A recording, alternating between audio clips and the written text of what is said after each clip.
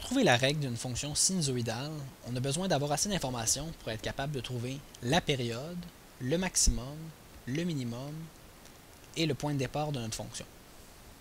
Donc nous, ce qu'on va essayer de faire, c'est de trouver la règle de la fonction sinusoïdale dont le maximum, en fait, qui a un maximum, parce qu'elle a plusieurs maximums, au point 3,6, et dont le minimum suivant, celui juste après, c'est le point 5 moins 4. Donc nous, ce qu'on cherche en fait, c'est les paramètres, la valeur de chacun des paramètres dans la forme canonique, qui est a sin de b x moins h plus k.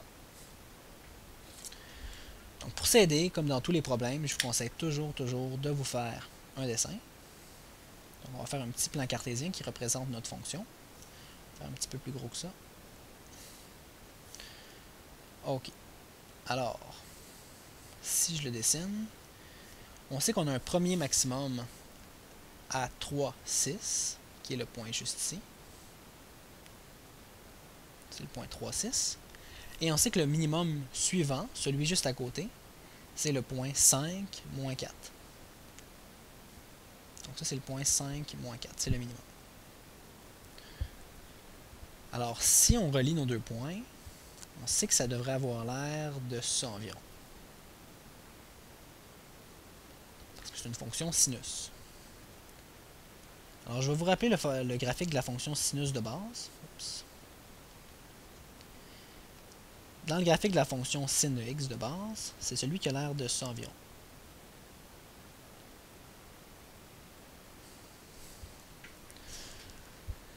Donc on voit que nous, ce qu'on a, c'est ça ici. Entre un maximum et un minimum, on a cette espèce de courbe-là. Donc on n'a pas un cycle complet.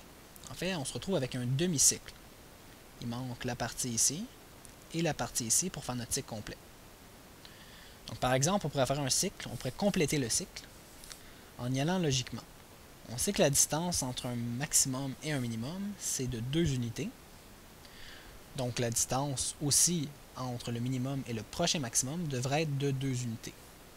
Donc le prochain maximum devrait se trouver ici, et ça devrait être 2 unités plus loin, donc c'est le point 7, 6. Si on trace, on a notre cycle complet. Et bien sûr, on aurait pu aussi le faire de l'autre côté, ça donnerait quelque chose du genre. Mais bon, un cycle suffit pour trouver l'équation d'une fonction. Donc je vais encadrer le cycle pour que ça soit plus facile à repérer. Je vais l'encadrer en rouge. Donc notre cycle est ici, entre ces deux lignes verticales-là.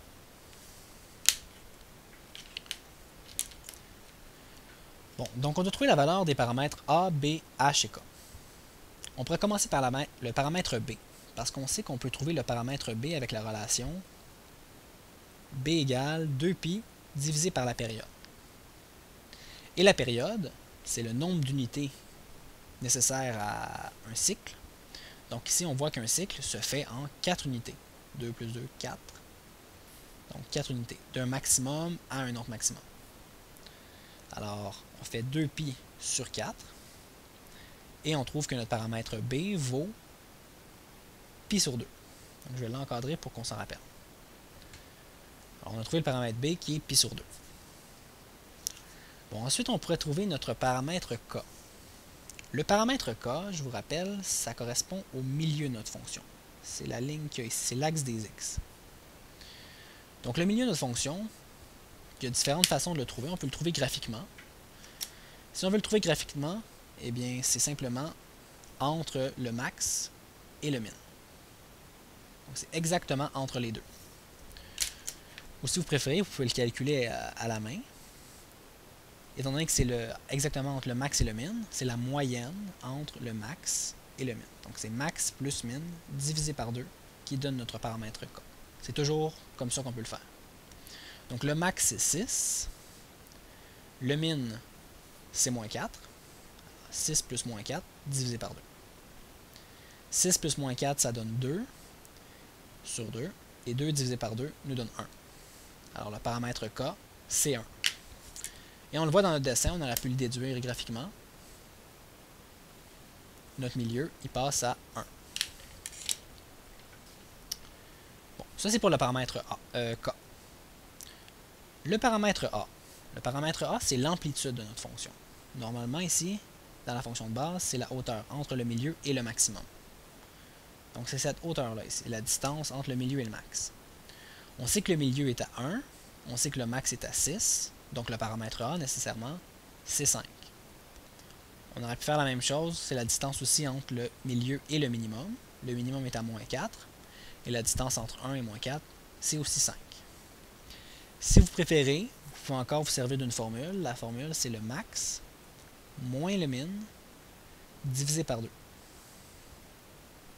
Ça revient à faire 6 moins 4 divisé par 2, qui nous donne 10 sur 2, et qui nous donne 5, comme on l'avait déduit à partir du dessin. Donc là, on a B, K et A. Il nous manque seulement le paramètre H. Donc le paramètre H a la même signification que d'habitude, ça nous correspond à la translation horizontale qu'a subi notre fonction de départ. Si on regarde la fonction de départ, le point qui est à l'origine, c'est ce point-là juste ici. Je ne sais pas si vous le voyez, c'est une courbe, c'est le point qui est sur la courbe, mais qui est croissante. Donc c'est sur l'axe au milieu, mais la fonction doit être croissante. Donc pour trouver notre paramètre H, on doit trouver un point, n'importe lequel, mais qui est sur l'axe au milieu et où la fonction est croissante. Donc si on regarde dans notre graphique, ce point-là ici, il est au milieu, mais la fonction est décroissante à cet endroit-là. Donc c'est pas lui. On voit que c'est ce point-là ici qui correspond à notre H. Ça, c'est comme si c'est le point de départ qu'on avait tassé de un certain nombre d'unités vers la droite et qu'on avait monté de une unité à cause de notre paramètre K. Donc c'est ce point-là. Donc on a simplement trouvé la coordonnée en x de ce point-là. On sait que c'est entre ce minimum-là, qui était à 5 en x, et ce maximum-là, qui était à 7. Donc qui est exactement entre les deux. Il est à 6 unités. Alors le paramètre H, c'est 6, tout simplement. Mais par contre, on aurait pu prendre n'importe quel point qui était au milieu et qui est en train de monter. Comme par exemple, ici j'avais continué ma fonction, on aurait pu aussi prendre ce point-là, qui est sur l'axe du milieu et qui est en train de monter. Donc il y a plusieurs réponses possibles, c'est simplement à cause que la fonction elle est périodique, elle se répète à l'infini. Donc il y a plusieurs façons de la représenter. Alors là, on a tous nos paramètres, on peut réécrire notre réponse. Alors la fonction qui représente la courbe ici, c'est 5 fois le sinus de pi sur 2, x moins 6, plus 1. Et voilà.